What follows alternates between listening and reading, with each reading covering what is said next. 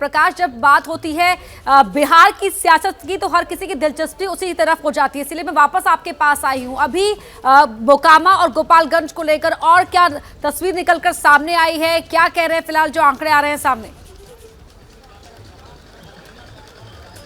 देखिए, जैसे जैसे अनाउंसमेंट हो रहा है, लोग जो यहाँ पर हैं उनकी संख्या बढ़ते जा रही है। अनंत सिंह के जो समर्थक हैं वो या तो उनके घर पर मैंने जैसा कि पहले भी बताया था कि भोज की भी तैयारी हो गई थी, और अब जो है यहाँ पर उनकी संख्या धीरे धीरे बढ़ती जा रही है।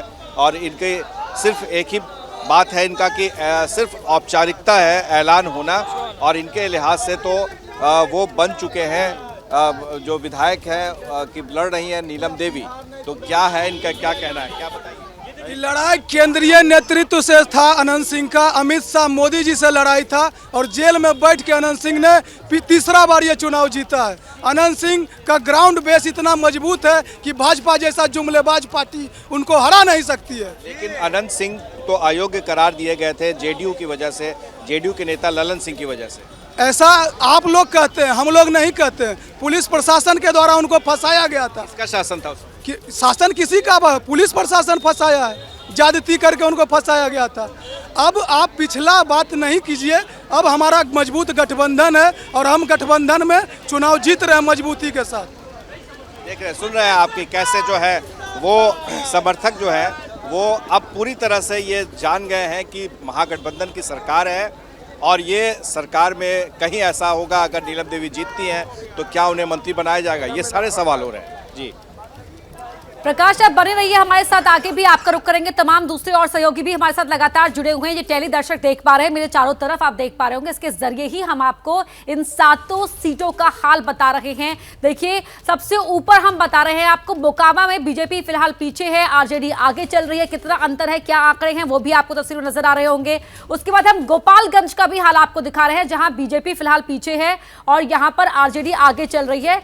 बीजेपी आगे है, माफ कीजिएगा, गोपालगंज में। मोकामा में बीजेपी पीछे है और गोपालगंज में बीजेपी आगे चल रही है। इसके अलावा आप महाराष्ट्र में अंधेरी ईस्ट का भी हाल देख पा रहे होंगे, जहां पर शिवसेना और नोटा के बीच मुकाबला मुख्य तौर पर देखने को मिल रहा है। हरियाणा के आदमपुर की बात कर लेते हैं, वहां पे तो हरियाणा के आदमपुर में क्या हाल है। उत्तर प्रदेश के गोला गोकर्णनाथ में बीजेपी आगे चल रही है, एसपी पीछे चल रही है। और जैसे ही अभी फिलहाल आप तस्वीर में 0-0 देख पा रहे होंगे जिन जिन सीट्स पर, लेकिन जहां जहां आंकड़े बढ़ रहे हैं, जैसे ही आ रहे नंबर्स में इजाफा हो रहा है, वो भी आपको यहां पर टैली में बढ़ते हुए दिखाई देंगे। आदमपुर का एक बार फिर रुख कर लेते हैं। आदमपुर से हमारे साथ अहमद बिलाल लगातार जुड़े हुए हैं। आदमपुर, अहमद बिलाल, ये भजनलाल चौधरी भजनलाल का गढ़ रहा है, बिश्नोई परिवार का अपना गढ़। 13 राउंड की यहां पर काउंटिंग होनी है, लेकिन जिस तरह से आप बता रहे हैं कि मुकाबला अभी भी यहां पर कड़ा दिखाई दे रहा है।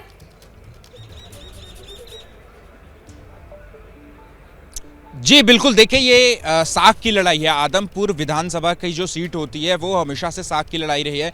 एक तरफ भजनलाल का परिवार है जो पिछले 54 साल से और पिछले 12-15 विधानसभा चुनाव से जो है वो इस सीट पर काबिज है, तो दूसरी तरफ जो कांग्रेस के कैंडिडेट हैं जयप्रकाश, उनके पीछे भूपेंद्र हुड्डा जो है वो साफ तौर पे दिखाई देते हैं। तो बीजेपी और कांग्रेस के अलावा साख की लड़ाई जो है वो साफ तौर पे देखी जा सकती है। और देखिए, ये तस्वीरों में भव्य बिश्नोई जो है वो यही है, कुलदीप बिश्नोई के बेटे, और जो कि बीजेपी से चुनाव जो है वो लड़ रहे हैं। और अब जो ताज़ा अपडेट भी है कि लगभग 3000 वोटों से जो है वो आगे चल रहे हैं इस वक्त यहाँ आदमपुर विधानसभा चुनाव में। तो जाहिर सी तौर पे, और एक बात ये भी मानी जाती है कि आदमपुर विधानसभा की जो सीट होती है वो हमेशा सत्ता के विरोधी दल को चुनती है। पिछले लगभग 20 सालों से जो है ऐसा ही देखा जा रहा है कि आदमपुर की जो विधानसभा सीट है वो जो प्रदेश में सरकार रहती है उसकी विरोधी पार्टी की रहती है। लेकिन इस बार जो मुकाबला है वो काफ़ी कड़ा और रोचक मुकाबला जो है वो बीजेपी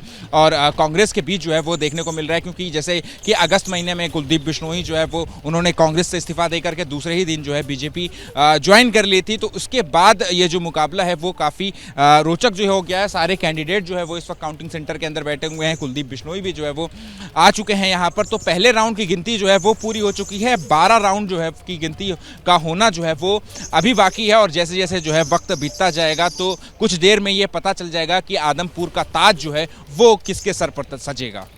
क्या मजबूरी है मेरी, बताइए।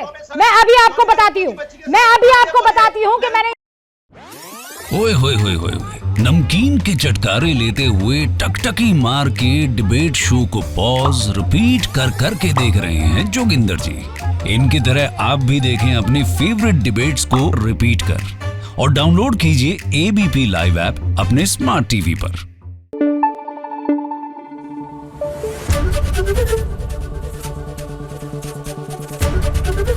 एबीपी न्यूज आपको रखे आगे।